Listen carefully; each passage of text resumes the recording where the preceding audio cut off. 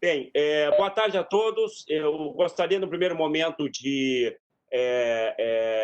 dar boas-vindas aos nossos convidados de hoje à tarde, o professor doutor Alexandre Wunderlich, professor da Pontifícia Universidade Católica do Rio Grande do Sul, foi, durante muito tempo, também coordenador de várias atividades de graduação e de pós-graduação da PUC, advogado militante aqui no Rio Grande do Sul e também em São Paulo, e, mais do que isso, um profissional engajado nas atividades da Ordem dos Advogados do Brasil, haja vista as diversas atividades que desenvolveu e desenvolve junto à OAB, e, portanto, com uma experiência muito significativa, tanto no campo da academia, como no campo da representação institucional da Ordem, como ainda no campo da atividade profissional. Eu quero agradecer ao doutor Alexandre por ter aceito o convite do Centro de Estudos do Poder Judiciário Gaúcho para estar aqui conosco,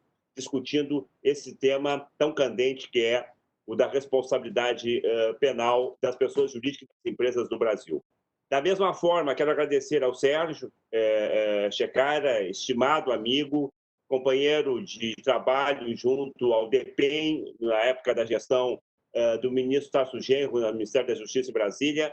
A partir de lá, tivemos uma aproximação muito salutar e de perto trabalhando com esse tema permanentemente preocupante, que é o tema do sistema carcerário brasileiro, e também nos aproximamos, do ponto de vista acadêmico, com discussões relacionadas a tantas preocupações envolvendo direito penal e direito processual penal. O Sérgio, a par disso, é professor titular da Universidade de São Paulo, lá de São Francisco, no campo especificamente das ciências criminais, trabalhando com criminologia, trabalhando com direito penal, e foi um dos precursores, dentre outros, óbvio, autores tão importantes do Brasil, do debate tópico sobre esse tema da responsabilidade penal das pessoas jurídicas e das empresas do Brasil. Em especial com uma publicação tópica sobre esse assunto, publicada para revistas tribunais, e, além disso, continua um pesquisador na área das ciências criminais. Eu quero agradecer ao Sérgio por ter aceito, em nome do tribunal também, por ter aceito o nosso convite para a participação deste evento, e também a toda a assistência que está aí telematicamente nos acompanhando, informando que será oportunizado, após a fala dos dois colegas, um espaço para perguntas, que poderão ser lançadas no chat nosso que está no sistema. Solicitar a todos que mantenham os seus microfones fechados enquanto os painelistas apresentam as suas considerações, para não haver qualquer tipo de interferência, e dizer que nós pretendemos continuar com as atividades de interlocução sobre esses temas e tantos outros, a partir das iniciativas dos Centros de Estudos do Poder Judiciário.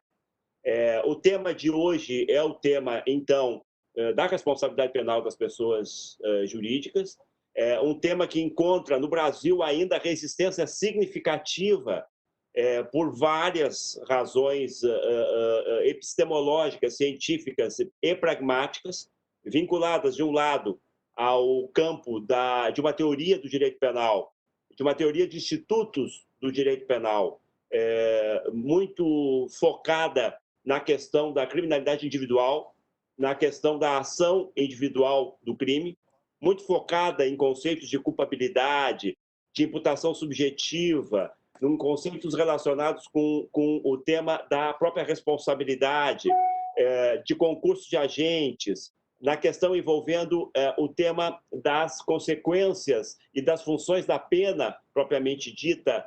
Esse tema da responsabilidade penal das pessoas jurídicas toca tudo isso. E toca tudo isso a partir de um espectro de um direito penal liberal muito centrado numa perspectiva de garantias fundamentais, mas que tem como centro neural da sua preocupação, como eu disse, a ação delinquente individual.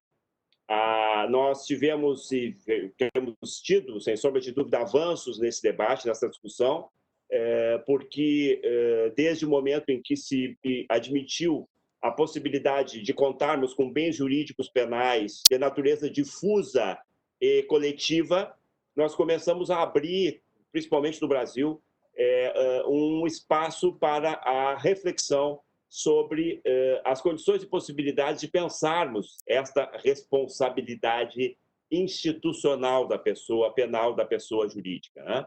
E esse é um debate que não está concluído.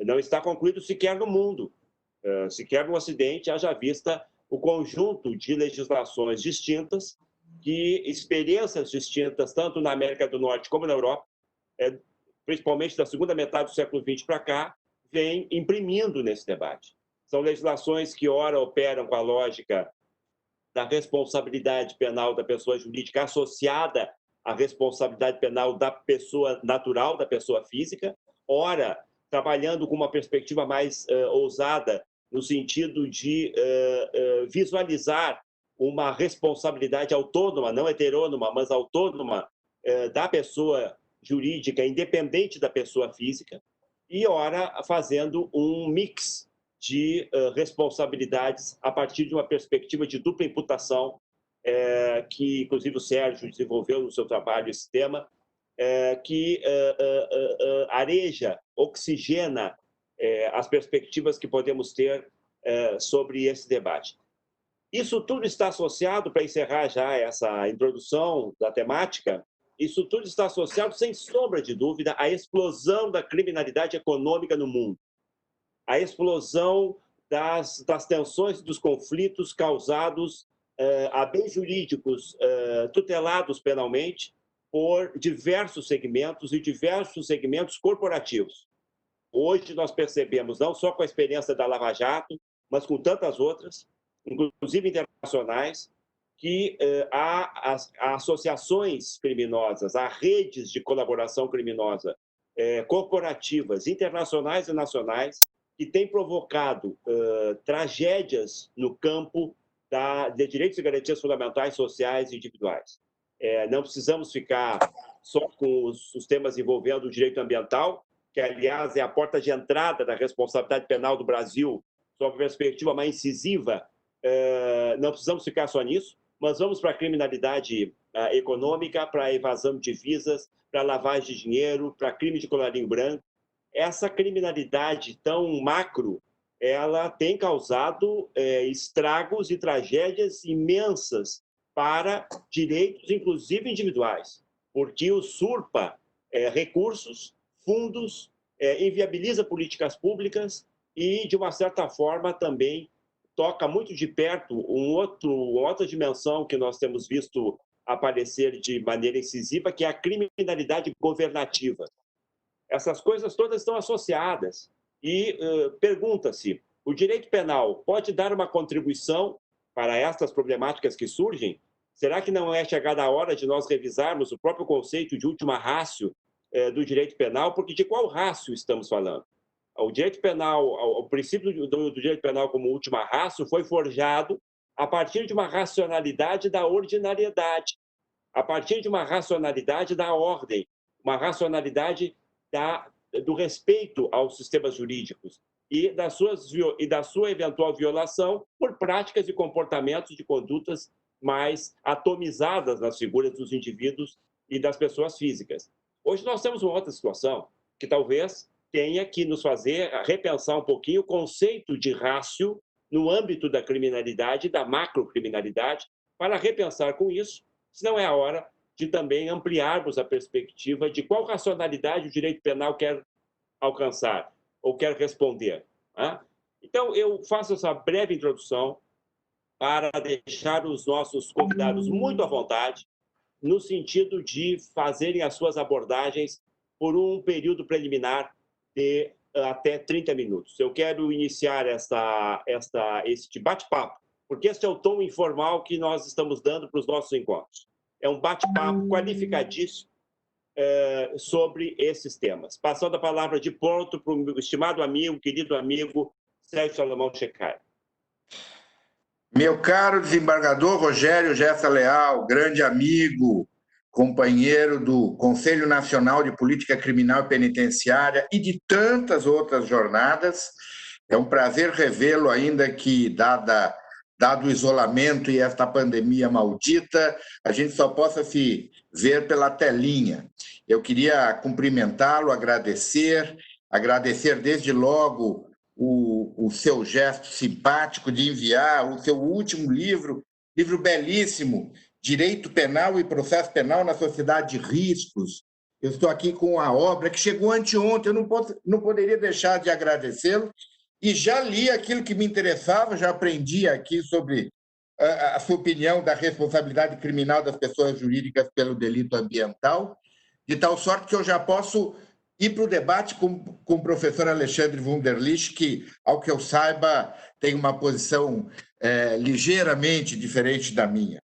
Meu caro Wunderlich, eu fico feliz aqui de vê-lo novamente, e o conheço há pelo menos 25 anos, quando tivemos os primeiros seminários do Instituto Brasileiro de Ciências Criminais, e quando você, junto com uma garotada, me permita dizer, à época, né? Garotada, jovens penalistas, criaram o ITEC.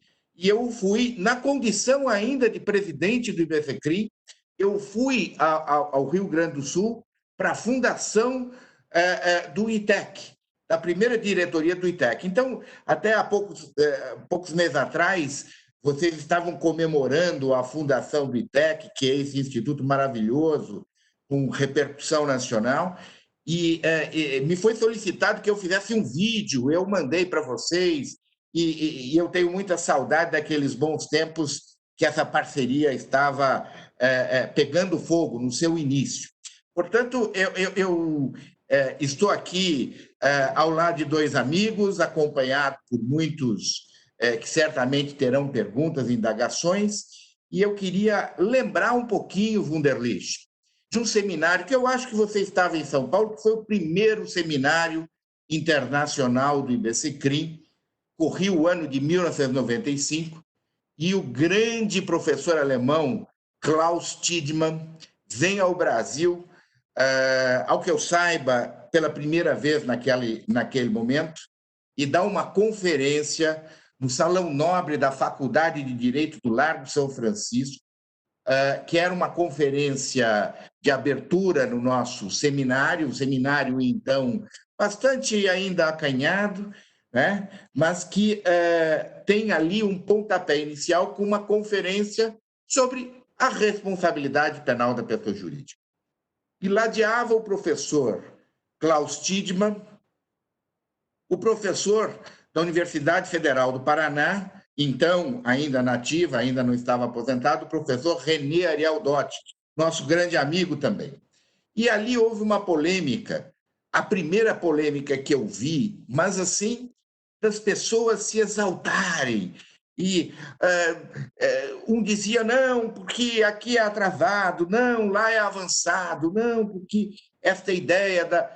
Então, eu queria já começar dizendo que há 25 anos atrás, eu quase vi dois grandes juristas, metaforicamente falando, se estapearem num seminário com todas as polêmicas.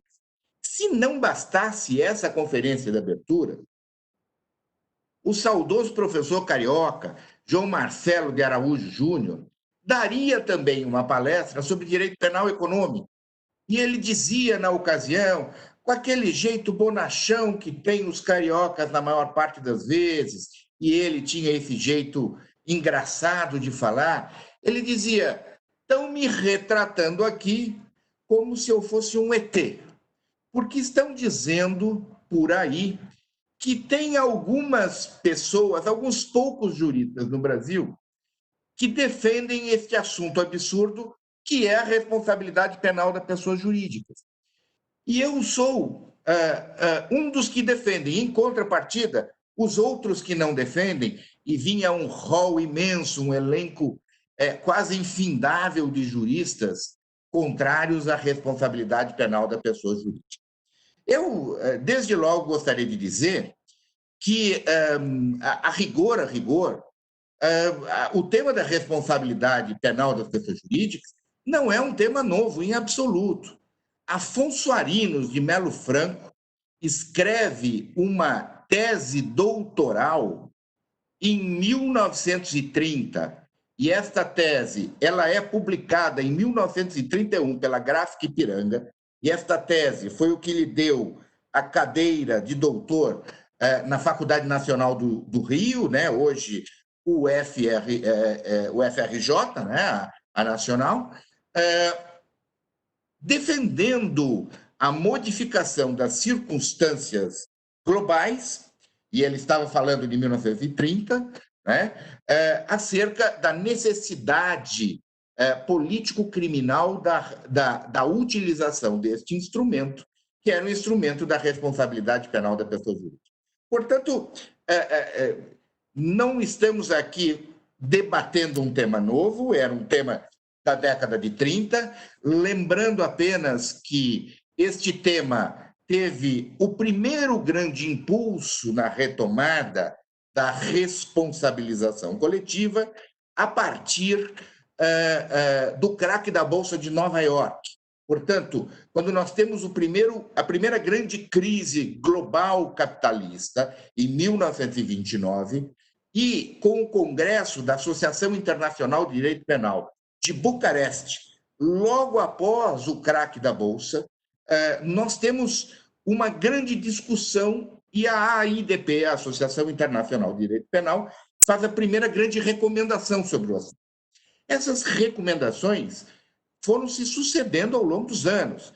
Em 1956, num outro congresso da AIDP, realizado em Roma, nós temos uma nova recomendação expressa que vem a ser renovada em 1994, no primeiro Congresso da Associação Internacional de Direito Penal fora do eixo europeu. Ele é realizado em 94, no Rio, um ano antes deste debate que eu mencionei, e eu tive a oportunidade de lá estar, e a grande discussão, o tema era a responsabilidade penal da pessoa jurídica. E ali nós temos a recomendação expressa da responsabilização criminal corporativa. Lembrar que em ano de 94, nós tínhamos já a Constituição de 88, que previa em 2 dispositivos a responsabilização corporativa, mas ainda não tínhamos a lei ambiental, que vem a ser criada 10 anos depois, exatamente, da Constituição, em 1990. Portanto, a Lei 9.605. Portanto, a gente estava numa fase de transição. E houve uma grande polêmica, e novamente as pessoas se estapeavam intelectualmente falando, e sempre intelectualmente falando, mas quando não, quase que concretamente. Então, eu tenho aqui um histórico de polêmicas, e, para mim, essas polêmicas foram maravilhosas, porque em 1995 eu estava finalizando a minha tese de doutorado, que foi concluída um ano e pouco depois. Então, de 96 para 97, eu já tinha minha tese pronta, defendi na Universidade de São Paulo, com uma banca que muitas resistências eu tive. Eu tive na minha banca o professor Luiz Regis Prado, que sempre foi um antagonista da responsabilidade coletiva, de tal sorte que as polêmicas eu estou sempre já acostumado. E eu não fico mais bravo de participar dessas polêmicas, porque as pessoas ficavam nervosas, ansiosas, rompiam-se intelectualmente com os outros, e eu até brinco, dou um pouquinho de risada em relação a isso. Eu gostaria de dizer que a responsabilidade coletiva ela tem, digamos assim, 3 grandes momentos. Um primeiro momento da antiguidade até o iluminismo, um segundo momento que é marcado pelo iluminismo até meados do século XX, mas principalmente até o momento das grandes modificações que a gente tem com o advento da sociedade moderna líquida, como eu chamo, e depois esse momento que nós vivemos hoje da modernidade líquida. Então, eu poderia dizer que se nós tomarmos em perspectiva e sempre considerando a ideia da responsabilização coletiva, talvez a gente nunca tenha se dado conta, mas a própria Bíblia tem a responsabilidade coletiva. O delito de Adão e Eva, né? Autor e coautor, aqui nós temos a responsabilidade coletiva, uma responsabilidade que fez com que todos os homens e mulheres, todos os seres humanos, pagassem até o final dos dias as suas penas usando roupas que não eram utilizadas naquela época no paraíso. A gente pode pensar também isso na punição de Sodoma e Gomorra, nas punições coletivas dos códigos babilônicos, nos códigos antigos de Manu, eram sempre responsabilidades que eram coletivas, que eram coletivizadas. E qual é a razão central disso? É que, epistemologicamente, não existia o indivíduo. O indivíduo ele nasce com o pensamento durkheimiano que sintetiza o movimento iluminista para dar a identidade do indivíduo perante as pessoas. Todos sabem que até a Revolução Francesa, né, até 1789, as deliberações em França eram dadas por 3 grandes grupos: a nobreza, o clero e o povo. Só que nobreza e clero se uniam contra o povo e sempre ganhavam por 2 votos a 1, né, nos Estados Gerais. Então, os burgueses fizeram uma revolução e disseram o seguinte: não, agora nós não temos mais 2 a 1. Cada pessoa é uma pessoa e cada pessoa vale pelo seu voto. E se cada pessoa vale pelo seu voto, existe o sufrágio universal. E em existindo o sufrágio universal, eu tenho que atribuir responsabilidades individuais a essas pessoas. E essas responsabilidades, portanto, passarão a ser de cada um dos autores dos fatos delituosos. E nenhuma pena poderia passar da pessoa do delinquente. Com isso, o que nós temos? Nós temos uma responsabilização individual pelos atos criminais. E isto chegou até os nossos dias, praticamente. Eu vivenciei este momento, ainda na minha tese, defendida em 1996, que toda a grande doutrina brasileira era contrária à responsabilidade penal da pessoa jurídica. Eu que defendia, falava assim, mas que jovem topetudo, diziam os meus examinadores, onde já se viu dizer alguma coisa como essa? Quebrar o dogma da responsabilidade individual. Mas eu ponderava, este dogma foi constituído há 100 anos e foi sintetizado epistemologicamente por Durkheim no final do século XIX e início do século XX. Durkheim morre em 1909, portanto, a produção do trabalho dele é uma coisa muito recente.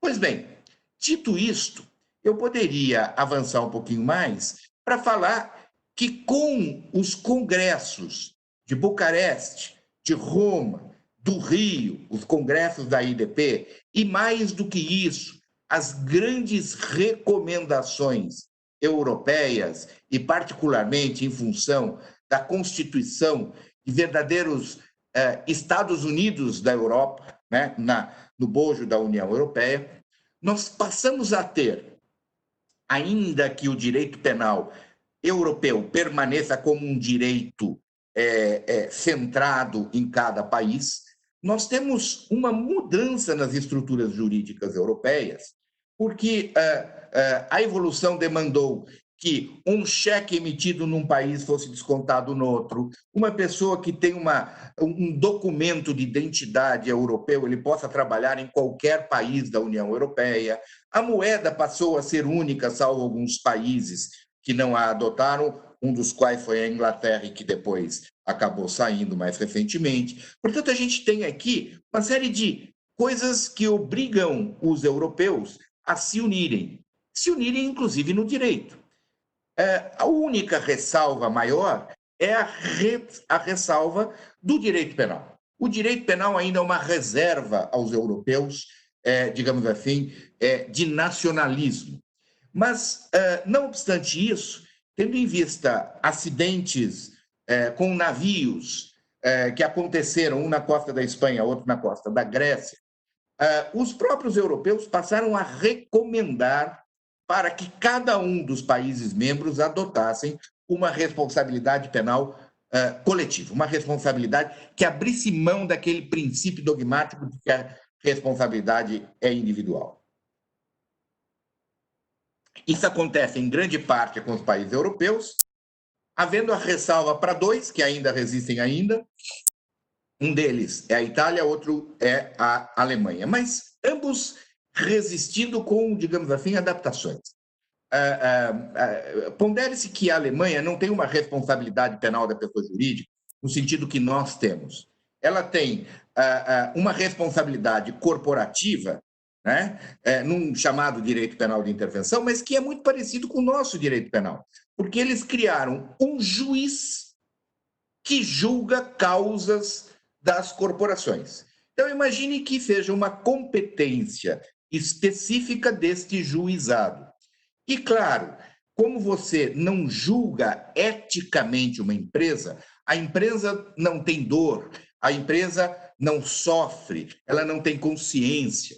Né? Nesse sentido, é óbvio que é impossível uma responsabilidade equiparável, mas ela tem uma responsabilidade baseada na teoria objetiva, a teoria de Otto Dierck, que, na grande polêmica do século anterior com o Savigny, ele dizia que a empresa não é uma ficção, é uma realidade. Observem que essa teoria não é nada de nova, porque ela foi acolhida pelo Código Civil de 16, portanto, do Código já revogado. O que mostra que as evoluções permitiram que nós compreendêssemos a empresa como uma realidade que pratica atos lícitos e atos ilícitos. Logo, nós temos alguns países menos numerosos hoje do que já o foram no passado, que são refratários à responsabilidade penal da pessoa jurídica. Em compensação, a maior parte dos países tem responsabilidade da pessoa jurídica. Estados Unidos, Inglaterra, países do common law, o Japão tem a responsabilidade da pessoa jurídica, a China tem a responsabilidade da pessoa jurídica, a França tem a responsabilidade, Espanha, a conservadora Espanha, em reformas recentes, adotou a responsabilidade da pessoa jurídica. Portanto, a gente tem ali um sem número de reformas que se inicia basicamente com o primeiro país do civil law no continente europeu, é a Holanda, na Lei de Delitos Econômicos do artigo 70, de 1976, né? Depois é incorporado ao Código Penal. E hoje a gente tem, quem tem responsabilidade penal da pessoa jurídica, basicamente duas disciplinas. Uma em que se coloca a responsabilidade penal da pessoa jurídica em leis especiais, e aí se disciplina a lei, né? Como é essa responsabilidade. É o nosso caso, que temos ali, a partir do artigo 2º, 3º e até o 30, a responsabilização penal coletiva. E, de outra parte, alguns países, e o mais importante deles é a França, a partir já de 94, que colocou a responsabilidade penal da pessoa jurídica na parte geral do Código, dizendo o seguinte: alguns crimes têm responsabilidade da pessoa jurídica. É mais ou menos como é no nosso sistema o crime culposo. Qual é a regra? A regra é o crime doloso. Mas, em exceções, a gente admite o crime culposo. Tanto é verdade que são poucos os crimes culposos comparativamente aos crimes dolosos que nós temos no nosso ordenamento. Assim é a responsabilidade penal da pessoa jurídica nos países que adotaram no próprio Código. Então, há uma previsibilidade genérica na parte geral e, tópico a tópico, artigo a artigo, tipo a tipo, nós temos a responsabilização penal coletiva. Pois bem, quando o Brasil adota esta teoria entre nós aqui, uma teoria ainda por ser elaborada. Nós adotamos uma posição que era a posição da doutrina francesa, né? Que era uma responsabilidade por reflexo. E essa responsabilidade por reflexo, ela prevê que só há responsabilidade penal da pessoa jurídica se houver uma pessoa física que seja imputada criminalmente também. Então, é como diziam os franceses, uma responsabilidade por ricochete. É a responsabilidade que passa na pessoa física, bate nela e vem para a pessoa jurídica. Então, a responsabilidade da pessoa jurídica é uma responsabilidade por coautoria. O que isso significa? Que eu não posso prever uma responsabilidade abstrata da pessoa jurídica, né? Eu tenho que prever uma responsabilidade penal da pessoa física e da pessoa jurídica. Quando há responsabilidade penal da pessoa física, há também a responsabilidade penal da pessoa jurídica, embora não necessariamente.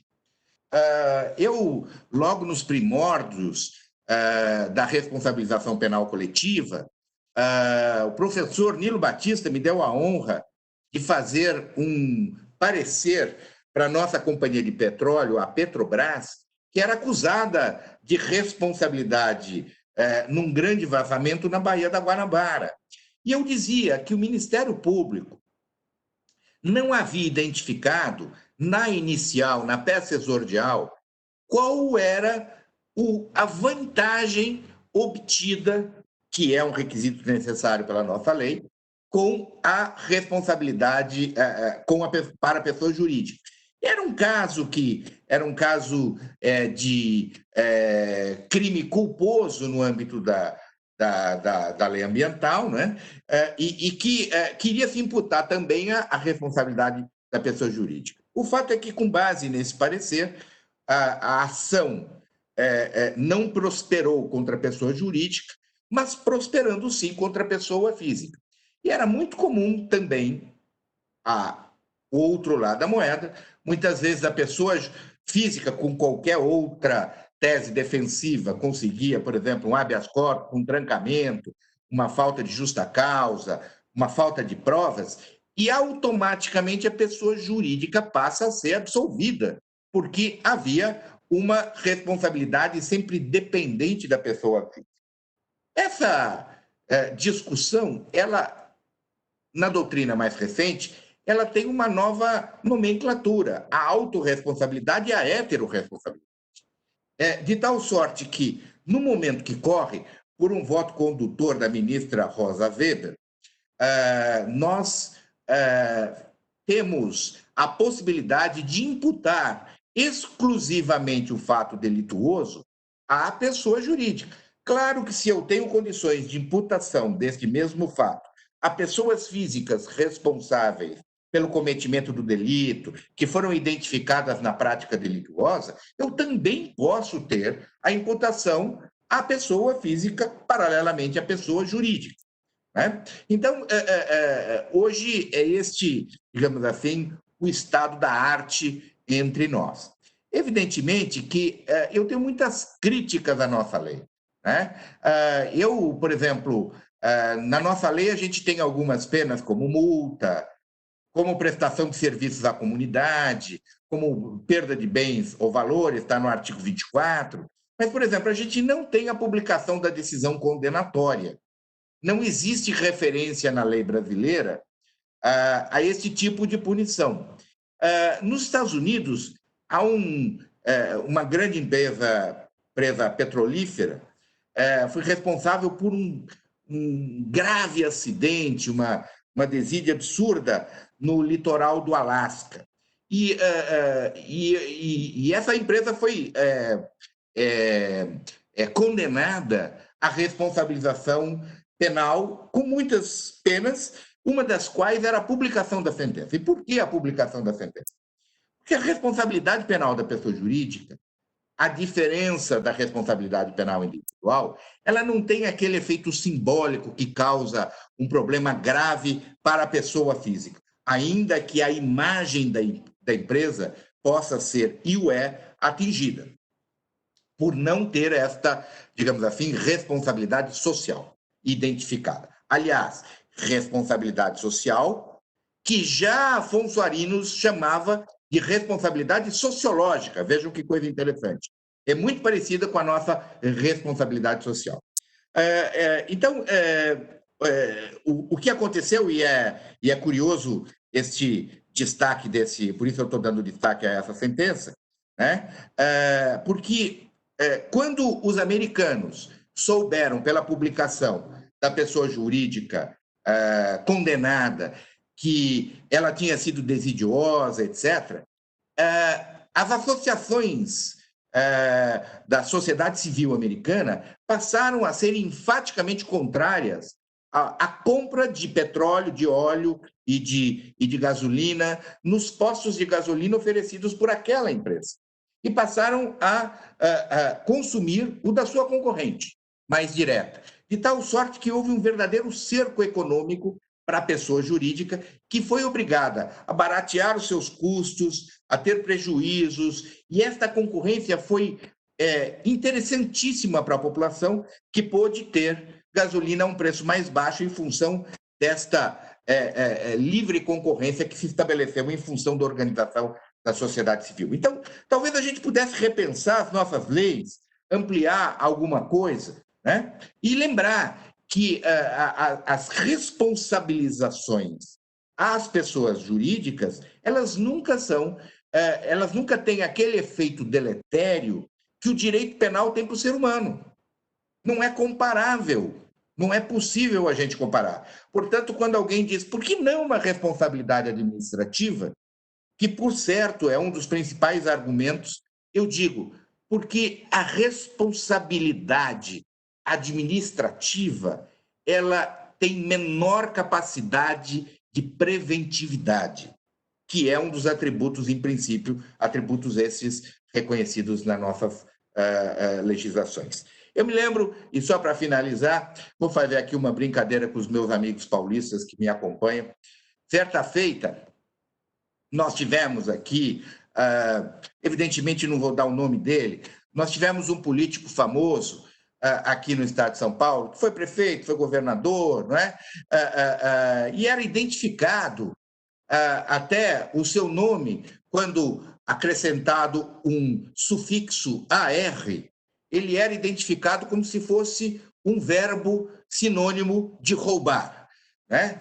Então, certa feita, ele que doou, fez várias coisas erradas aqui no estado de São Paulo, com o dinheiro dos paulistas, evidentemente, procurou petróleo onde não existia, doou carros na Copa de 70 a todos os jogadores.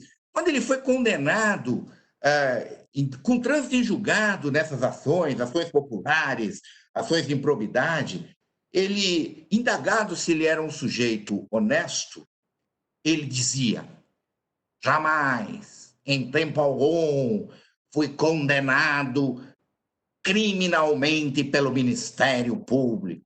Ele dizia com aquela voz anavalada que lhe era característica. E vejam que coisa interessante, ele se jactava de não ser um, aspas, criminoso. Parece que depois ele foi condenado já por trânsito julgado, mas isso é mais recente. Mas naquele tempo que ele deveria e poderia ser condenado, ele não o foi. E ele se jactava disso. Eu nunca fui condenado. Mas o senhor foi condenado numa ação popular. Ah, mas a ação popular não é direito penal. O senhor foi condenado num ato de improbidade administrativa. Não, mas ato de improbidade não é direito penal.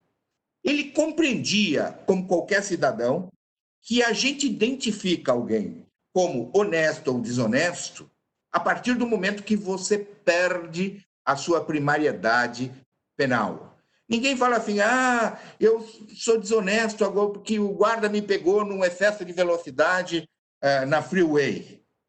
O cara me condenou quando eu estava indo para Gramado, num daqueles muitos pardais que tem no caminho. e eu fui condenado a pagar uma multa por excesso de velocidade. Ninguém fala, eu sou desonesto. Olha que coisa interessante. A pessoa fala isso porque existe um sentido simbólico do direito penal quando ele perde a primariedade no âmbito penal. Esta é a diferença do direito penal. Nem sempre uma multa penal é mais eficaz que uma multa de natureza civil, de forma alguma. A multa civil, às vezes, é mais efetiva, mais concreta na sua executividade do que a natureza penal. Basta ver que, se nós não tivermos a nossa carta de habilitação renovada todo ano, né, o nosso registro para dirigir veículos automotores, isso a gente demanda pagar as multas, a gente não consegue renovar a nossa CNH. A gente não consegue obter a autorização para dirigir permanentemente. Portanto, às vezes a multa civil é mais eficaz. Mas qual é a diferença? A diferença é esta preventividade dada por esta característica íncita, que é a contundência aparente que o direito penal tem. Eu digo, é só aparente, nem sempre ela é real, né? Mas ela produz mais preventividade. E, com base nisso, eu poderia dizer, para finalizar, que esta é a principal razão para que a maior parte dos países, a partir da Europa, os países do Common Law, os países asiáticos envolvidos com o capitalismo mais avançado, posso citar Coreia do Sul, Japão, China, as maiores potências do mundo, todas elas têm responsabilidade penal da pessoa jurídica. E, claro, com adaptações. E essas adaptações coube a mim, como doutrinador, aos todos os estudiosos que, junto comigo, construíram esse pensamento, em estabelecer mecanismos de aceitação daqueles padrões tradicionais do direito penal. Eu queria concluir com isso, não quero cansá-los, estou mais ansioso pelas perguntas e pela fala do professor Alexandre Wunderlich, que é um profundo conhecedor do assunto, já tem trabalhos que eu já li sobre isso, né, em oposição. Eu respeito muito as diferentes opiniões e queria ouvi-los, agradecendo mais uma vez ao meu querido desembargador Rogério Gesta Leal pelo convite, né? A escola que nos faz esse convite prazeroso, e estou à disposição em outras oportunidades. Muito obrigado. Obrigado, Sérgio. Como sempre, muito didático a importância, né, do exercício do magistério também, ela facilita essa comunicação. Quero te agradecer pela didática, pela clareza da exposição. E, de pronto, sem mais delongas, eu já quero passar a palavra ao Alexandre para as suas considerações. Boa tarde a todos. É uma satisfação muito grande, desembargador Rogério, poder participar desse encontro do Centro de Estudos do Poder Judiciário Gaúcho. Eu me sinto absolutamente em casa, como representante aqui da minha PUC, vamos dizer assim, que tantos outros diálogos em outras gestões, mas sobretudo nessa agora do professor também Voltaire, que é professor da nossa casa, foi professor meu colega de universidade. Então, para mim é um prazer, primeiro, reencontrar o desembargador Rogério, que é meu conterrâneo, laços de família aí de muitos anos. E segundo, poder ouvir mais uma vez o meu professor Sérgio Salomão Checaira e poder relembrar esses 25 anos de amizade. Eu estava provavelmente segurando a pasta do Sérgio quando ele assistiu René Dott e Klaus Tiedemann no debate do IBCCRIM em 1995. Eu estava recém me formando, os professores quase foram à vez de fato, e esse momento histórico que inaugura a responsabilidade penal da pessoa jurídica, ele está recortado e publicado na revista número 11 do Instituto Brasileiro de Ciências Criminais, que o Sérgio presidiu, e o parecer que o Sérgio ofertou ao professor Nilo Batista, no caso da Petrobras, foi publicado na revista de Estudos Criminais do ITEC, aqui, que são as duas revistas A1 do Brasil. Quer dizer, então essa discussão Sérgio, é uma discussão que realmente permeia a minha vida acadêmica toda. No início, o Sérgio se doutorando e a gente fazendo especialização e mestrado, iniciando tudo isso aqui na PUC, com a chancela dele, sobretudo na banca do professor Fábio Roberto Dávila, quando ele veio aqui participar. Quer dizer, olhando para trás, Sérgio, são 30 anos da Constituição e 25 de atividade docente desses institutos.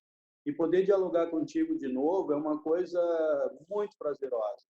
Eu queria começar te agradecendo pelo recorte histórico e dizendo que a minha posição ainda é contrária ao Instituto da Responsabilização dos Entes Coletivos no Brasil. Mas eu tenho a convicção e a certeza de que isso vai acontecer, mesmo com a resistência de alguns ainda, hoje, com muito menos força, resistem a essa tendência internacional. Então, eu tenho algumas preocupações, mas eu sei que isso vai acontecer no Brasil, seja pela ampliação que vai se dar no projeto 236, que está em curso, seja por outras legislações que podem vir pela frente. Mas a nossa experiência no que tange à lei dos crimes ambientais não é boa, e por isso que eu vou fazer algumas provocações. Então, nesses 30 anos de Constituição Federal, que marca basicamente a minha geração de professores, porque nós entramos na faculdade naquele ano e passamos por um processo de constitucionalização muito grande, eu acho que esse debate da responsabilidade penal de pessoa jurídica, ele está dentro de um contexto. De olhar para trás hoje e ver que desde o debate da Constituição e das premissas que nós queríamos para uma Constituição absolutamente garantista, primeira razão, eu acho que nós temos problemas muito mais sérios e emergentes para tratar no direito penal. Porque nós vivemos hoje, basicamente, eu tenho dito isso, professor Rogério, 3 grandes crises. Uma primeira grande crise, que é a crise da estrutura do pensamento jurídico que o Sérgio colocou na fala dele. A crise das categorias do pensamento moderno. E aí se pode divagar sobre pós-modernidade, sobre modernidade líquida, sobre o conceito de verdade, tempo, do indivíduo, até mesmo da razão, da velocidade, dessa dromologia que nós vivemos desse mundo contemporâneo. Então, hoje, não é mais possível nós termos uma uniformização doutrinária ou talvez uma uniformização teórica. Nós vivemos uma pandemia de teses e de teorias. Esse é um problema. As nossas categorias que estruturaram o sistema punitivo estão em crise. A pena não é mais aquela que a gente conheceu, o tempo de pena é diferente. Isso dá um caldo de problemas bastante grave. O segundo problema que deriva disso é a crise de legalidade, que afeta essa segurança jurídica que nos é tão cara e que nós estamos vivendo, justamente por essa ruptura das estruturas do pensamento moderno para essa pós-modernidade que nós estamos experimentando. E soma a terceira dimensão de problema, se vocês preferirem, uma terceira crise, que veio também da Constituição Federal de 88, no que limita a ela ter um bojo garantista de direitos que nós não conhecíamos, mas, por outro lado, deveres de incriminação. Foi ela que disse lá no artigo 225 que a responsabilidade para tratar da tutela ambiental será civil, administrativa e penal. A mesma coisa que ela fez também com o direito do consumidor, que nós não evoluímos para a responsabilidade penal de pessoa jurídica no âmbito consumerista, e a mesma coisa que ela fez com outros deveres de incriminação. Então, nós vivemos uma crise das categorias, as pessoas simplesmente não conhecem mais conceitos básicos como dolo, culpa, responsabilidade subjetiva, nexo causal e resultado, não estudam mais, não conhecem mais dogmática penal. Há um universo de jurisprudencialização que toma conta do Poder Judiciário. Num segundo momento, uma crise de legalidade. Nós criamos um cipoal de leis penais que acabou acarretando a consequência da expansão do direito penal. Então, no Brasil, nós vivemos o seguinte plano do direito penal. É crime deixar de entregar o termo de garantia ao consumidor, mas não é crime obstruir o funcionamento das instituições democráticas, por exemplo.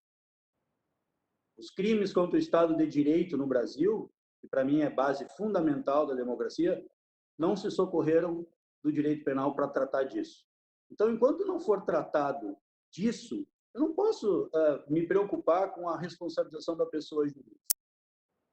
Nós temos outras coisas muito mais importantes, o funcionamento, a realização. Nós temos uma lei de segurança nacional de 1983 e nós temos um sistema carcerário de 30 anos da Constituição que nós não resolvemos a punição dele.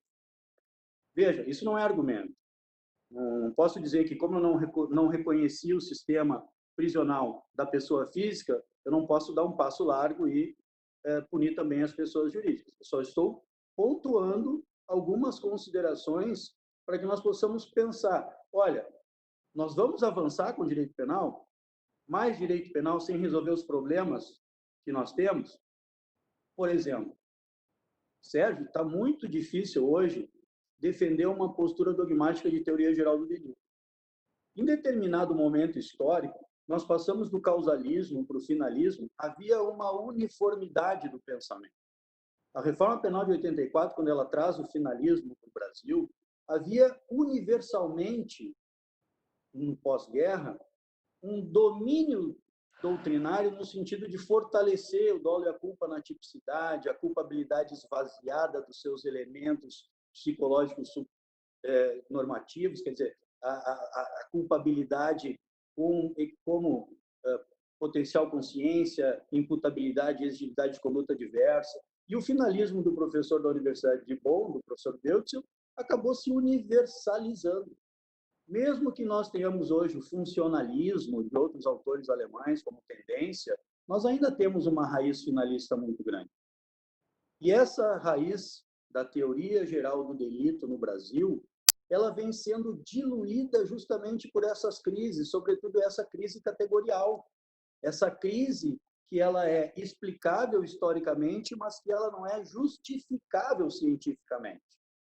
Porque quando existe tudo que o professor Rogério colocou, que a Constituição vem e dá dignidade penal para uma série de bens jurídicos supra-individual, bens jurídicos de natureza imaterial, bens jurídicos que formam essa macrocriminalidade, essa corrupção sistêmica, e o Rogério trabalha muito bem isso, e eu penso muito parecido com ele nesse sentido, no sentido de que esses bens jurídicos modernos criaram uma macrocriminalidade que afeta o Estado de uma forma muito mais brutal, né?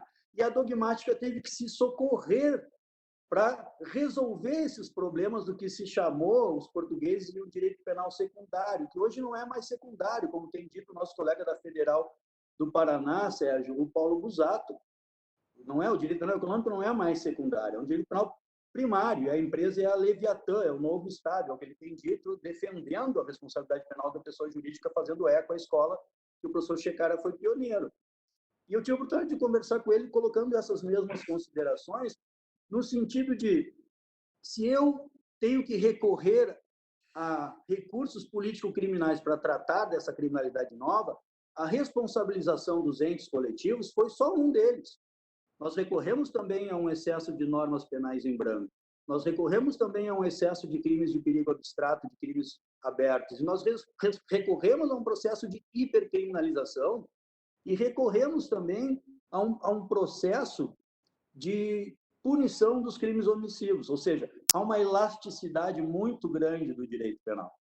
E eu penso o inverso, eu acho que o direito penal tem que ser desidratado. Então, eu sei que é uma tendência, eu sei que vai acontecer, nós vamos ampliar a responsabilização da pessoa jurídica. Eu não acho que tenha uma finalidade muito pragmática, porque, ao fim e ao cabo, as pessoas físicas vão acabar sempre sendo responsabilizadas. Acho que a teoria da dupla imputação ainda vai vigorar por muito tempo no Brasil, em que pese o precedente da ministra Rosa Weber. E, como tudo, vai acontecer o seguinte, Sérgio, como foi no direito penal econômico. Nós começamos com os crimes tributários.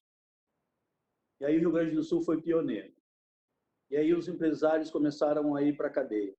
E aí veio 20 anos de programas de parcelamentos de tributos.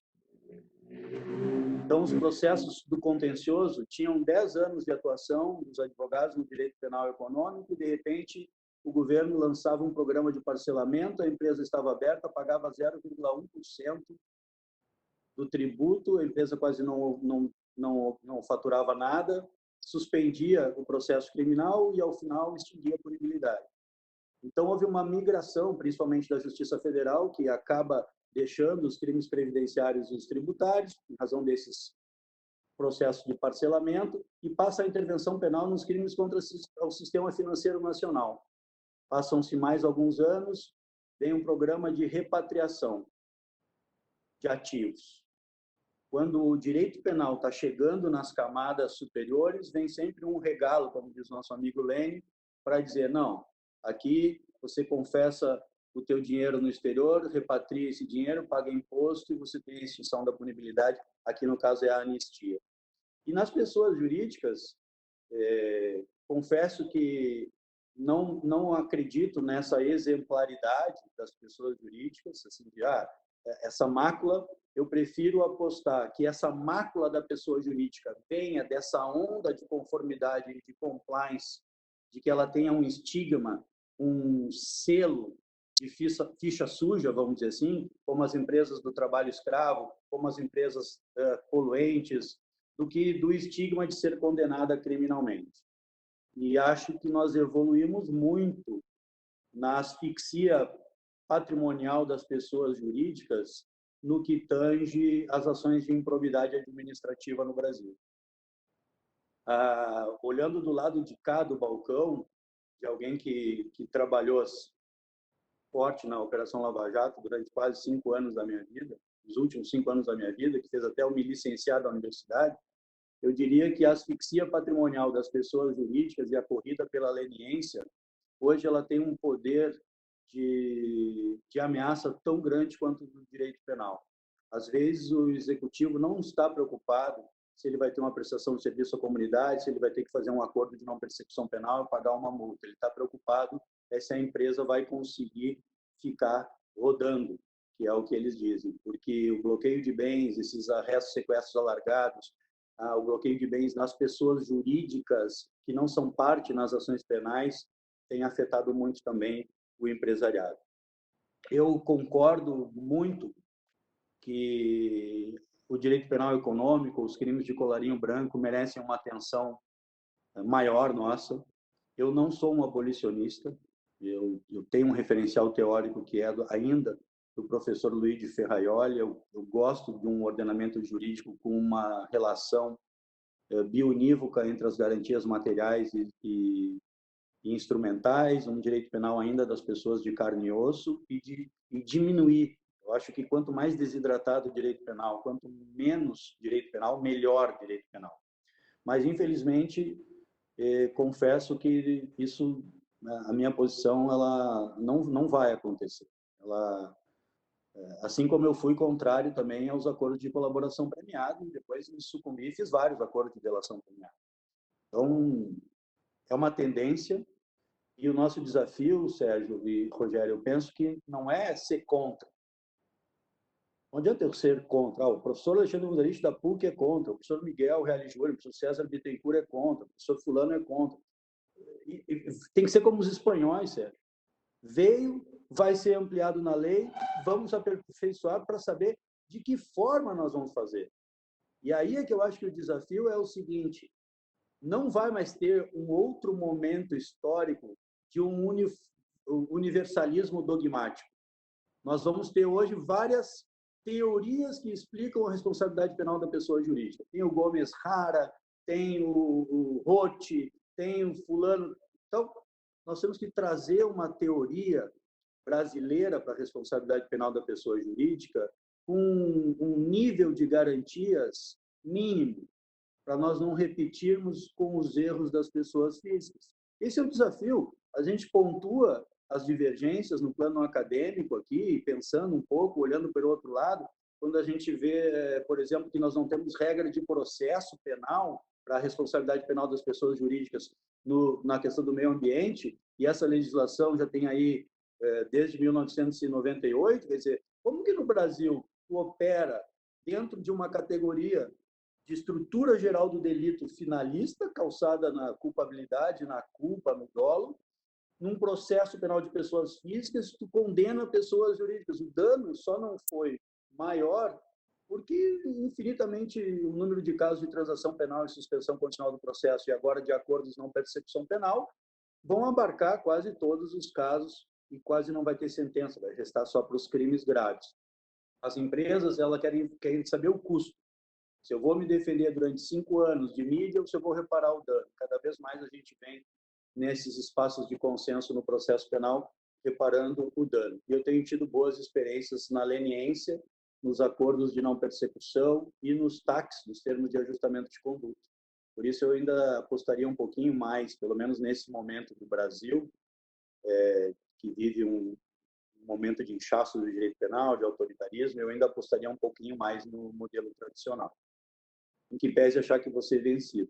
E eu não tenho honra maior do que eu participar desse debate convidado pelo Dr. Rogério, com o meu caríssimo professor amigo, que eu tanto admiro, e que é um acadêmico, um parecerista, que é o Sérgio Salomão Checai.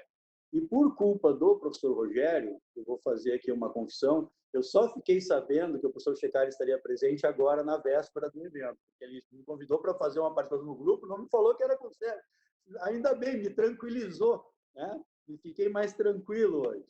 Mas são essas as minhas considerações, estou totalmente à disposição de vocês para os questionamentos. Tá ótimo, eu quero agradecer também a manifestação do professor e doutor Alexandre Wunderlich, também de maneira didática, apresentando seus pontos de vista muito ponderados. Vem aqui a carga não só da reflexão acadêmica, mas também da advocacia militante, que isso é fundamental, é fundamental. Eu acho que esta associação entre o pensamento acadêmico e a pragmática dos tribunais, a experiência viva dos tribunais, ela tem que ser fomentada cada vez mais, porque todos temos a ganhar com isso. Ou seja, também aqui vem, eu acho que o Checara pode ratificar ou não isso, nós temos aqui uma dívida muito grande para com a sociedade brasileira. Nós, quando eu digo nós, academia, e nosso sistema de justiça, nós transitamos pelos dois mundos, tá? Mas a grande verdade é que durante muito tempo estes mundos não tinham vasos de comunicação minimamente estabelecidos. No Brasil parece que a academia se ocupou e se preocupou durante muito tempo, agora essa página acho que já foi virada, mas durante muito tempo a academia se preocupou com altas indagações epistemológicas, metafísicas transcendentais, e não se voltou muito para enriquecer a prática forense, a prática dos tribunais, a crítica às decisões dos tribunais. Infelizmente, a história das faculdades de Direito do Brasil ela tem uma dívida muito grande com esta interlocução com a prática profissional e o exercício das atividades do sistema de justiça. E isso gerou o quê? Gerou quase que mundos paralelos. Uma coisa é o mundo da academia, que fica com pesquisas, investigações que não contribuem muito para o amadurecimento, para o aperfeiçoamento do sistema de justiça, e, de outro lado, o sistema de justiça que parece se ver empobrecido de reflexão, de crítica, de modulação, de oxigenação, porque se isolou também, de uma certa forma, das contribuições que poderia oferir nessa relação com a atividade acadêmica. Eu acho que nós viramos essa página no Brasil hoje, viramos essa página, porque a gente vê o quê? A gente vê esses mundos se aproximando, esses mundos interagindo entre si, não é? A gente vê hoje os profissionais do direito, do sistema de justiça, buscando aperfeiçoamento, fazendo pós-graduação, fazendo mestrado, fazendo doutorado, e trabalhando nas suas teses e pesquisas com temas absolutamente pragmáticos para tentar resolver problemas. E eu acho que este novo caminho é um caminho de melhoramento, inclusive desse tema. O Alexandre há pouco fazia referência aí.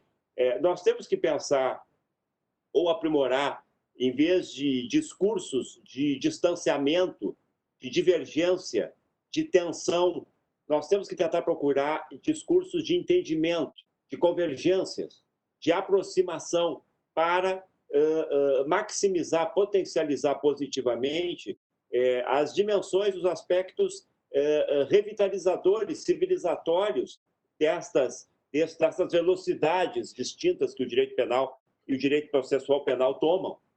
Acho que essa tem que ser a perspectiva. Por que dizer não, simplesmente por uma questão dogmática, fundamentalista, à responsabilidade penal? Talvez é possível pensarmos em alguns avanços para que o direito penal e processual penal venha contribuir, de certa forma, a alguns abusos que ainda persistem no campo notadamente no campo da atividade de mercado e da atividade econômica. E eu digo isso porque eu julgo isso. Quer dizer, durante muito tempo, se imaginava que, quando fala em corrupção, por exemplo, Sérgio, quando se fala em corrupção, imaginava-se que a corrupção era um fenômeno unidimensional, uma pessoa se autocorrompia, e não se trabalhava a lógica da corrupção como um fenômeno relacional.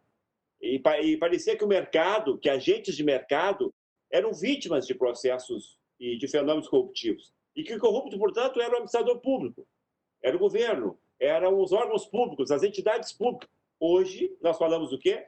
Corrupção do setor privado, programas de integridade e de compliance para a regeneração de práticas comerciais internacionais e nacionais e industriais. E começamos a perceber que os laços que fenômenos corruptivos desenvolvem são laços envolvendo múltiplos protagonistas, do setor público e privado. E, nesse âmbito, qualquer campo jurídico, qualquer campo do sistema de justiça que puder auxiliar, inclusive o penal, é bem-vindo, com ponderação, moderação, observado as conquistas civilizatórias que nós tivemos, de subsidiariedade, fragmentariedade, de última ratio, claro. Né? Agora, eu não sei, o que eu não sei é se falarmos só em desidratação do direito penal e do direito processual penal, sob a ótica daquela última ratio do liberalismo do direito penal mais clássico, é suficiente para esses tempos conturbados que estamos. Talvez é tamanho o nível de irracionalidade de determinadas práticas corruptivas e de criminalidade que talvez nós possamos fazer modulações de convergências para que o direito penal e processual penal possam dar a sua contribuição. Eu queria fazer, para iniciar aqui, uma pergunta para os dois colegas, que é a seguinte: algumas legislações, a Hungria e a Polônia, por exemplo, ela tem legislações envolvendo a responsabilidade penal de pessoa jurídica, que inclusive alcança, a Inglaterra recentemente fez uma alteração, que alcança também as chamadas empresas de fato fantasmas ou laranjas. Ou seja, hoje nós encontramos uma inflacionária, uma explosiva ação de montagens de cena, de cenários, envolvendo pessoas jurídicas que são criadas justamente para o cometimento de crimes.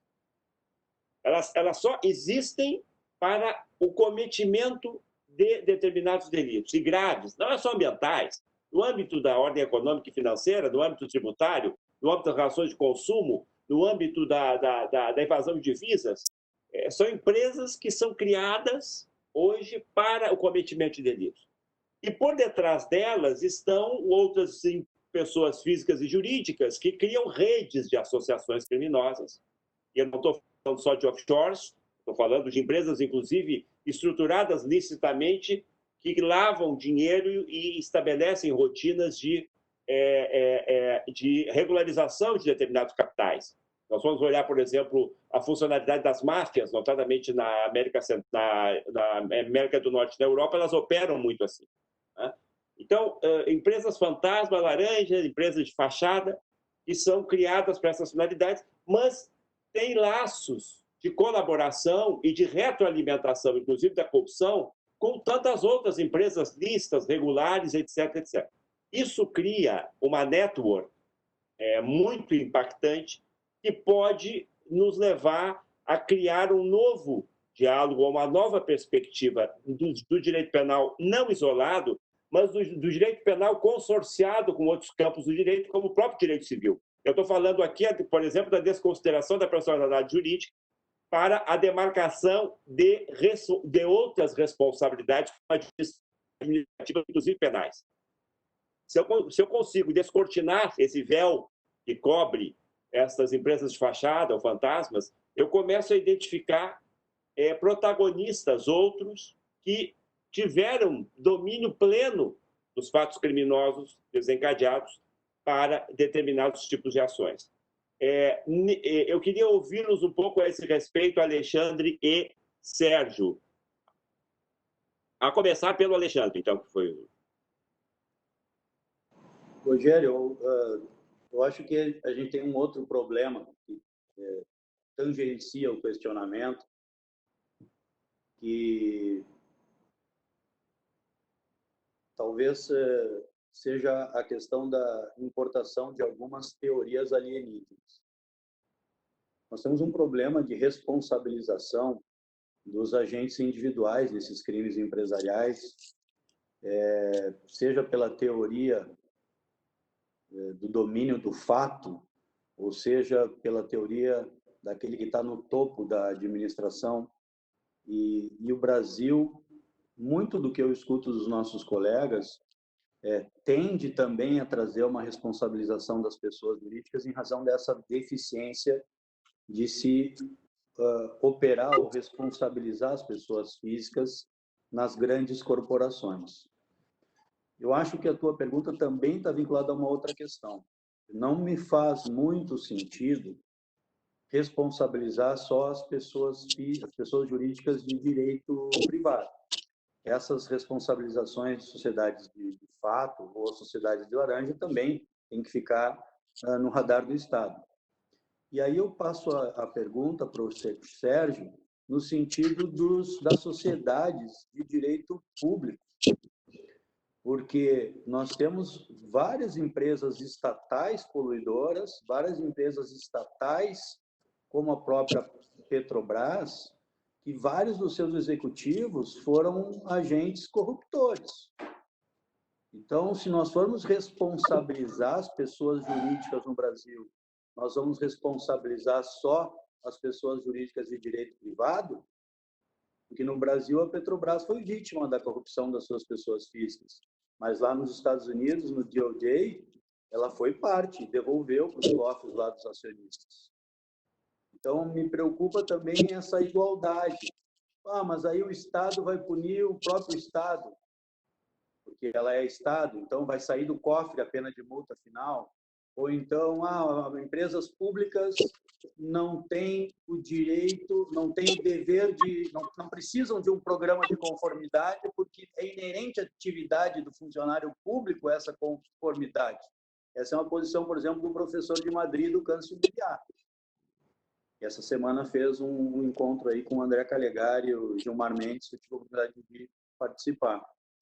Então, me parece que está correto o raciocínio, mas deve ser estendido também para as empresas de direito público. Porque se nós vamos responsabilizar as pessoas jurídicas, e que eu acho que é o que vai acontecer, primeiro, nós vamos selecionar bens jurídicos, nós só vamos punir as pessoas jurídicas que afetarem o sistema financeiro, meio ambiente, relações de consumo, ou nós vamos punir as empresas que também afetam bens jurídicos como a administração pública e outros bens jurídicos? Vai ser para todos os bens jurídicos ou vai continuar sendo pontual? Essa é a primeira questão. E a segunda questão, que queria ouvir o Sérgio também na posição dele, e eu já li todos os trabalhos dele, todas as versões já do livro e depois também os pareceres, é sobre essa questão do ente de direito público, que a responsabilização da pessoa jurídica no Brasil também deve estender para essa categoria de entes coletivos. Sérgio. Sérgio, microfone. Habilita o microfone. Agora sim. Me ouve? Me ouve? Eu queria fazer um comentário, antes de responder a pergunta objetivamente, uma concordância que eu queria externar com o pensamento exposto já na sua apresentação inicial, do Alexandre, que é essa perene exceção. E aqui eu estou parafraseando claramente um autor italiano, que é o Sérgio Moccia, que escreve um livro belíssimo chamado A Perene Exceção, né? A Perene Emergência, melhor dizendo, é o nome do livro. Você cria uma nova penal em branco, é uma exceção. Daí você aumenta o crime culposo, é outra exceção. Você amplia o crime de homicídios, é outra exceção. Daí você, naquele caso, X ou Y, você inverte o ônus da prova. Você não permite o direito ao silêncio. Você começa a criar exceções de direito material e de direito processual, e chega um momento que essa exceção é a parte essencial do próprio sistema. Então, a gente tem que ter um olho no gato e um olho no peixe. A gente tem que olhar muito claramente aquilo que é a exceção e aquilo que é a regra. Então, eu gostaria de aderir ao pensamento, à preocupação do Wunderlich, no sentido de que a gente tem que olhar sempre para que direito como um todo nós estamos construindo. E é preocupante o movimento que a gente tem, que eu chamo aquilo que nós transformamos do direito penal liberal tradicional para o direito da modernidade sólida e agora o direito da modernidade líquida. Eu tenho uma aula que eu tento mostrar essa transição, identificando o surgimento de certas teorias e que são colocadas nesse avanço para e passo, no sentido ruim da palavra, né, ao retrocesso, a rigor, do direito penal. No que diz respeito às empresas de fato, eu vou contar um episódio interessante. Alguns anos atrás, o Exército Brasileiro, com aquela sensibilidade que lhe é peculiar, fazia exercícios de tiro numas ilhas que temos aqui, que são abrolhos, e que era um local de procriação de tartarugas. Por algum desses fenômenos naturais, as tais tartarugas só paravam ali, só se depositavam os ovos e tal. E exatamente no período em que isso ocorria, o Exército fazia exercício de tiro. Então ele pegava um navio, botava aqui perto da costa e, pum, bombardeava as encostas da ilha ali de Abrolhos. E a grande dificuldade, quando falta bom senso, você fala assim, olha, não dá para você fazer esse exercício de tiro, sei lá onde, em algum lugar, no meio do mar, botar lá um alvo e ficar atirando um alvo, alguma coisa que você possa fazer. Você tem que fazer exatamente no momento em que as tartarugas estão se procriando. E aí, alguém falou assim, não, vamos fazer um processo responsabilizando o Exército por isso daí. E a pergunta era, bom, você vai individualizar a responsabilidade, pode até pegar lá algum general, vai ter problema, você sabe que a gente não pode nem aprender um celular, alguma coisa, né? O pessoal é muito sensível, né? A farda faz com que essa sensibilidade se aguce. Mas a pergunta era, nós não podemos processar e condenar o Exército? Bom, qual é a natureza da pena da pessoa jurídica? É basicamente uma pena de caráter pecuniário, ainda que a gente possa travestir esta pena de diferentes formas, por exemplo, prestar serviços comunitários ou ter perda de bens e valores, mas no fundo é atingir o bolso da empresa que pratica aquilo. Só que a empresa era o Exército. E aí você vai condenar o Exército a indenizar quem? O Estado do qual o Exército é parte. Essa discussão nasce grandemente quando o Código Penal francês, de 94, e veja que coisa interessante, o Alexandre tem total razão quando ele fala que até hoje nós não temos normas processuais. O Código francês de 92, ele entra em vigor em 94, 2 anos de vacatio legis. Por quê? Porque junto com o Código, com a reforma do Código francês, que é o Código Napoleônico ainda, né? Junto com a reforma do Código Napoleônico, a gente tem uma lei chamada Lei de Adaptação. E essa lei de adaptação, ela vai criar mecanismos de adaptação, inclusive processuais, por exemplo, para você fazer como é que é o interrogatório do réu. Né? O interrogado tem direito ao silêncio? Onde eu cito? Quem eu cito? Eu posso citar não o presidente, mas o vice-presidente? Nada disso está estabelecido na nossa norma. Na norma francesa está. Então, seria fundamental a gente saber como é que funciona processualmente em outros países e trazer essa experiência para nós. Na experiência francesa, a grande discussão é a seguinte: eu tenho que compreender da administração aquilo que é considerado administração direta e aquilo que é considerado administração indireta. Se nós pensarmos na evolução do direito administrativo brasileiro, que nasce de uma desconcentração do poder, com a criação de, paralelamente às figuras do Estado, as figuras centrais do Estado, as autarquias, as empresas públicas e as sociedades de economia mistas, né? A gente vai verificar que as empresas públicas e as sociedades de economia mistas têm um interesse relevante de natureza privada. Portanto, o interesse preponderante é o interesse privado. Quer dizer, se você pegar uma empresa que nem a Petrobras ou que nem o Banco do Brasil, salvo algumas particularidades, você não vai pedir a falência do Banco do Brasil, né? Porque é diferente de qualquer outra empresa comum, é um sistema bancário totalmente diferente. Mas se você pegar uma empresa como a Petrobras e o Banco do Brasil, que são empresas públicas brasileiras, das mais importantes, a preponderância da sua ação é privada, embora tenha capital público. Então, e mais ainda é o caso das sociedades de economia mista. Na França, que neste aspecto tem uma certa similaridade com o direito brasileiro, com o direito administrativo brasileiro, eles protegeram da responsabilização penal da pessoa jurídica somente a administração direta. Então, por exemplo, a prefeitura que comete um ilícito, ela não será condenada criminalmente a indenizar o Estado. Né? Ela não será. Isso na França.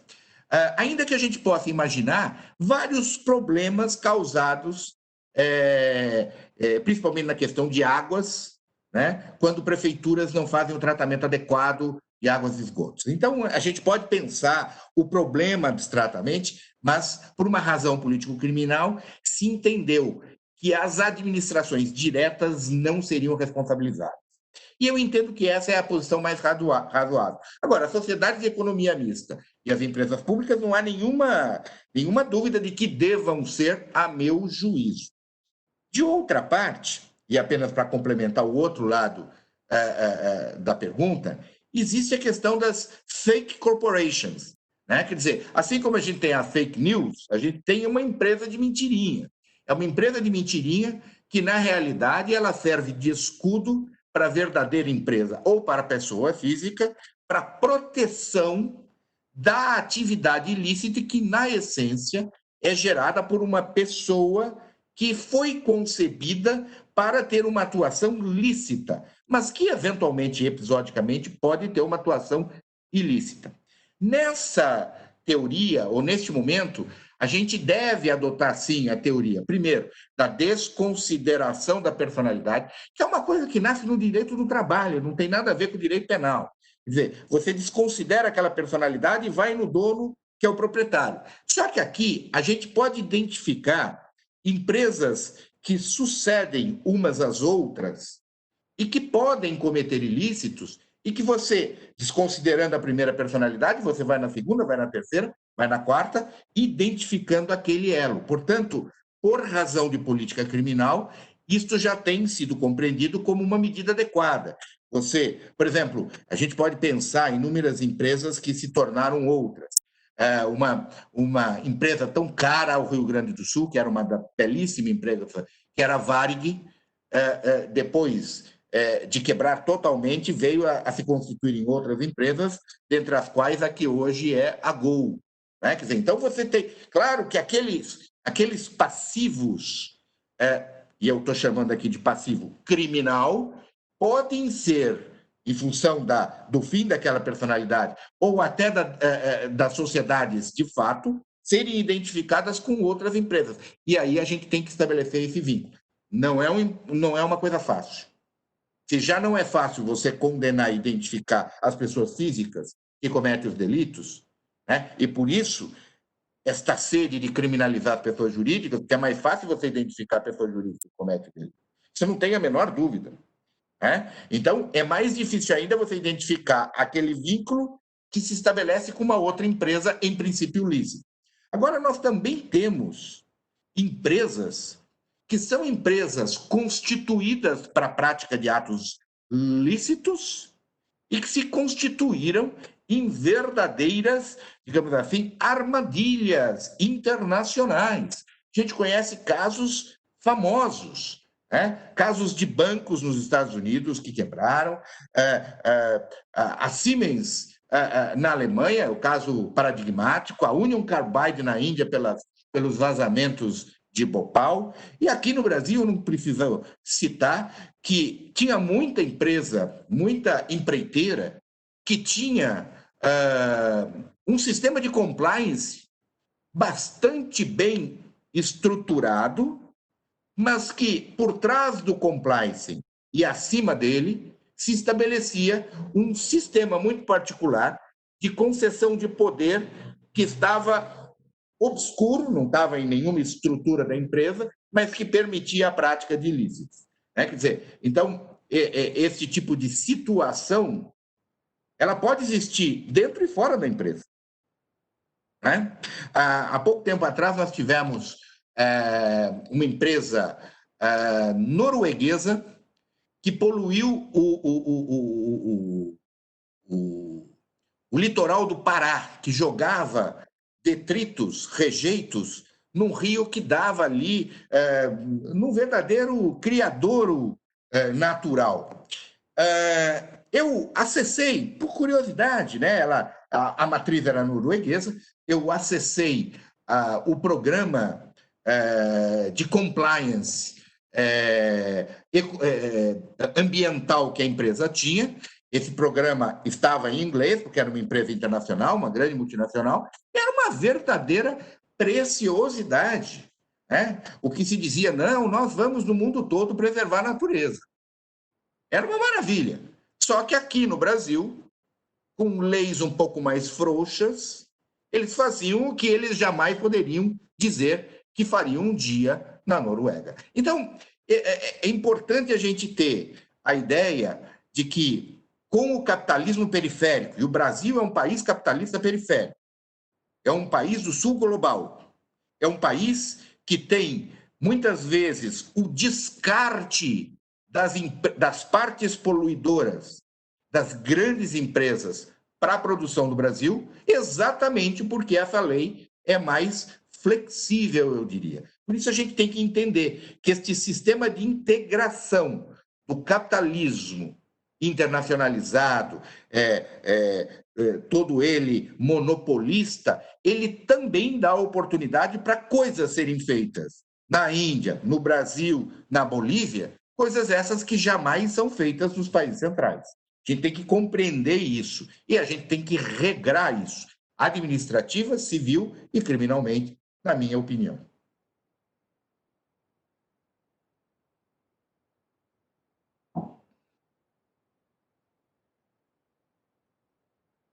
Está sem áudio, Rogério.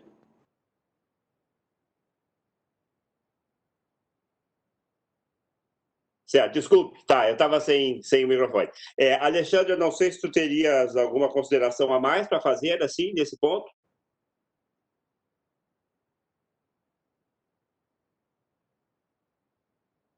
Tu tem que ligar o microfone. Agora fui eu que não me liguei o microfone.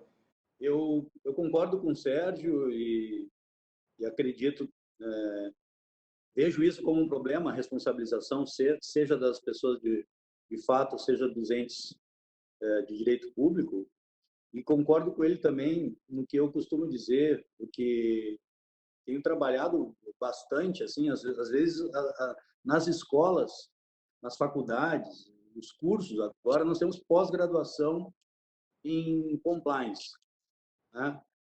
Virou uma febre isso praticamente. Mas existe o compliance sem musculatura, o compliance sem densidade, que é exatamente o que o Sérgio Salomão Checcaria colocou, que é a grande corporação que coloca lá no seu site o código de conduta, cria os hotlines e depois não dá uma carta branca para o Chief Compliance Officer ir além ou levar aqueles assuntos pelos órgãos públicos. Alexandre, o teu vídeo eu acho que caiu. Vê se tu consegue habilitar ele ali. Deu? Aí, deu. Mas, olhando por um outro lado, eu vejo que o legado da Operação Lava Jato, com todos os erros e atropelos à legalidade que aconteceu e que eu acho que se pode discutir, mas um legado positivo é criar essa cultura de acabar com a sistemática dos pagamentos ilegais na relação dos empresários com o setor público. Uma das coisas mais impressionantes que eu vi, que eu tive a oportunidade de trabalhar, e isso me deu uma certa desesperança quando se fala em programas de conformidade, é que um dos acordos de delação premiada que eu tive a oportunidade de fazer, o delatado era conselheiro do Tribunal de Contas do município do Rio de Janeiro, que depois acabou fazendo ele um acordo de colaboração premiada, entregando seus pares, porque lá o conselho é municipal. Veja, esse é o órgão de controle das contas públicas. Então, quando eu falo para os meus alunos sobre conformidade, sobre ética, sobre governança, eu digo, olha, não, é mais ou menos o que o professor Salomão colocou, não adianta no plano legislativo. Nós temos que dar benefícios para o empresário. Esses benefícios podem ser benefícios legais, com redução de pena, por exemplo. A responsabilidade penal da pessoa jurídica nos crimes ambientais no Brasil, ela é anterior a Mariana e Brumadinho. Tem alguma diminuição de pena para empresas no Brasil, na lei ambiental, uma atenuante de pena para empresas que construíram programas de conformidade? Não tem. Tem para o pescador lá, diminuição de pena se ele é ignorante, se ele não conhece e tal. Mas, então, por que a empresa que só vê custo e benefício vai investir fortemente nisso? E outra coisa que a gente tem que mudar, Rogério, e pensar isso no plano mais operacional, é que tu tem um plano estratégico. E o estratégico te diz assim, você que é executivo, a tua remuneração está fixada a partir do teu bônus por volume de receita.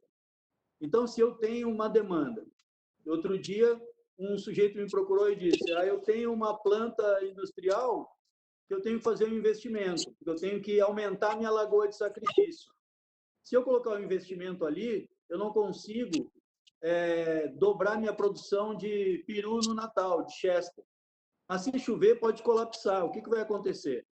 Veja só, ele está tomando a decisão entre aumentar a planta industrial ou aumentar o tamanho da lagoa de sacrifício dos dejetos, dos animais, para poder não colapsar e não colocar no rio. Então, ele está se assessorando hoje, já sabendo as consequências. As pessoas estão com uma outra visão.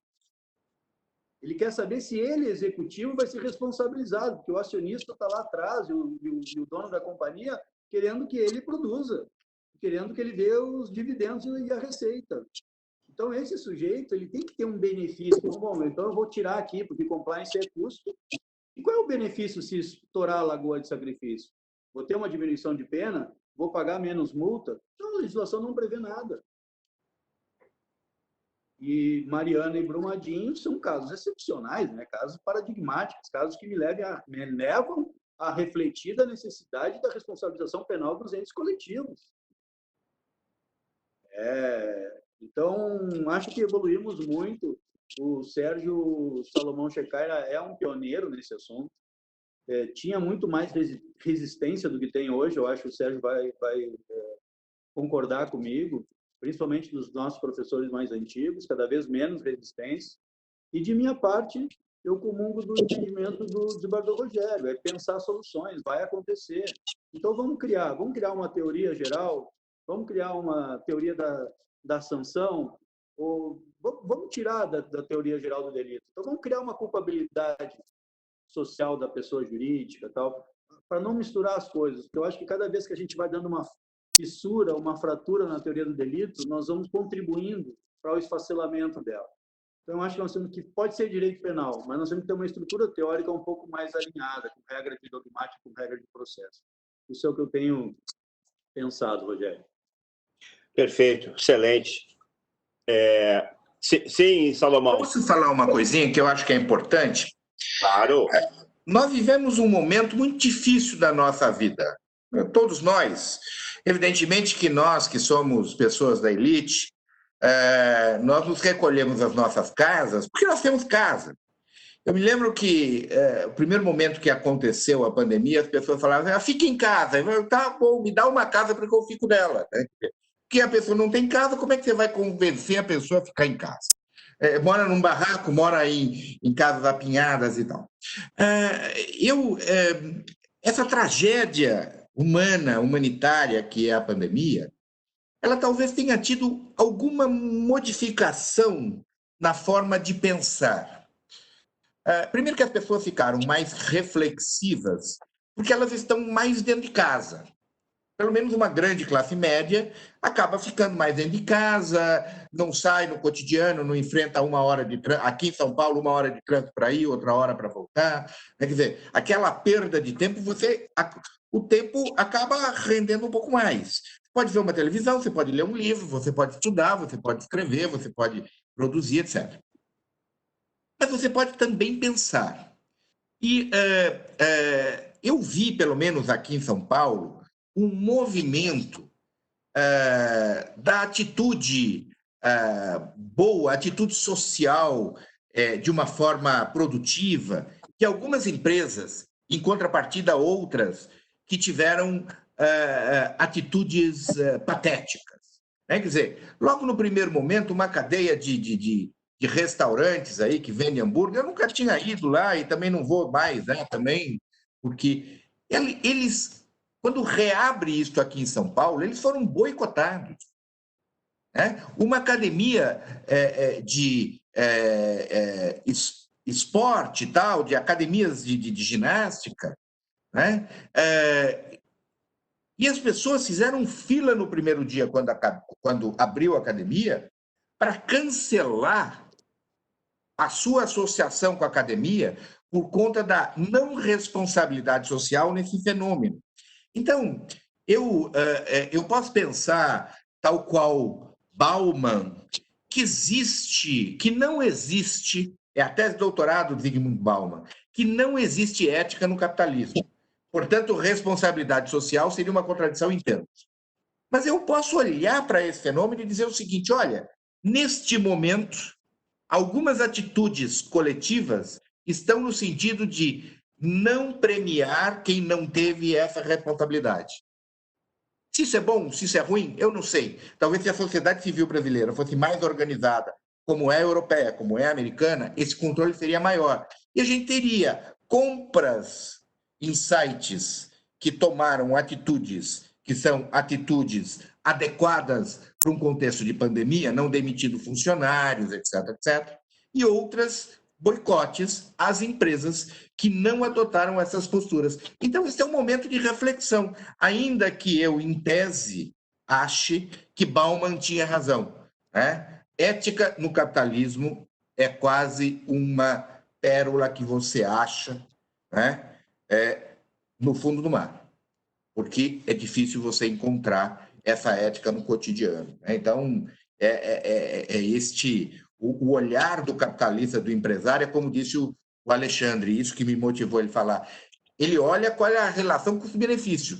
Ele investe, não investe, ele arca com o custo lá adiante, não arca com o custo, que é o olhar do empresário, que é importante, no país capitalista, ele ter esse olhar objetivo. Né? Mas eu acho que alguma coisa mudou com a pandemia, e só nesse ponto para melhor. Nessa direção, Salomão, só para também aproveitar o teu gancho, a gente pode dar o exemplo do ocorrido agora com o Facebook, né?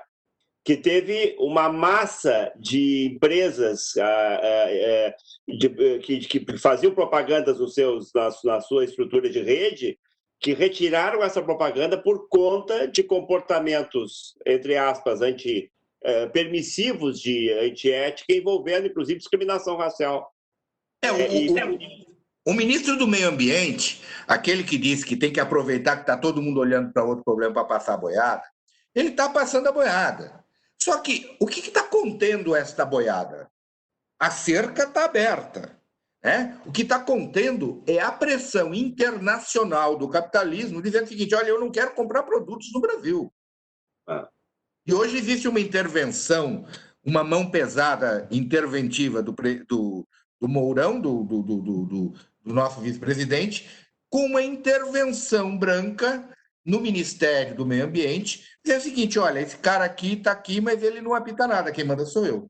E um repensar das políticas verdadeiramente ecocidas do Bolsonaro. Né? Nós teremos, inclusive, convido você e a todo o público que nos ouve, uma palestra do ecocídio no nosso seminário virtual do IBFCRIM. Este ano será em setembro, virtualmente, e teremos uma palestra sobre o ecocídio do Dr. Carles, um professor argentino que é o grande mentor intelectual desta temática. Porque o que o Brasil está vivendo é um ecocídio. Né?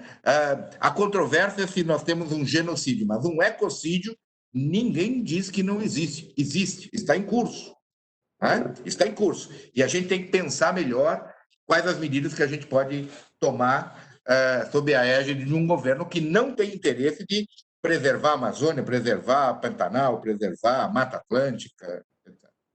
É verdade. Bom, meus amigos, estamos aí com quase 2 horas de evento. Eu quero novamente agradecer. Esse evento vai estar gravado, vai estar no nosso canal de YouTube do Centro de Estudos do Poder Judiciário. Eu quero novamente agradecer demasiadamente o carinho do estimado amigo Sérgio Checai, Alexandre Kudelich, por terem aceito participar desse nosso colóquio. As pessoas que também estiveram conosco, mais de 100 pessoas acompanhando online o nosso evento. Teve até aqui uma pergunta do Mário Martins, que depois, ao fim, diz que Checai já tinha respondido, mas eu quero agradecer a todos e sei que os colegas também, que não tiveram oportunidade de assistir agora, vão ter isso gravado à sua disposição, pelo compromisso que temos de acesso universal desses eventos, e convidar os dois para que, em outras oportunidades, possamos estar juntos, física ou telematicamente, para desenvolver essas iniciativas. Obrigado a todos, um grande abraço, fiquem com saúde, tá bem? Igualmente, um grande abraço. Obrigado. Tchau, tchau. Tchau, Figueiredo. Obrigado. Tchau, Rogério. Tchau, Alexandre.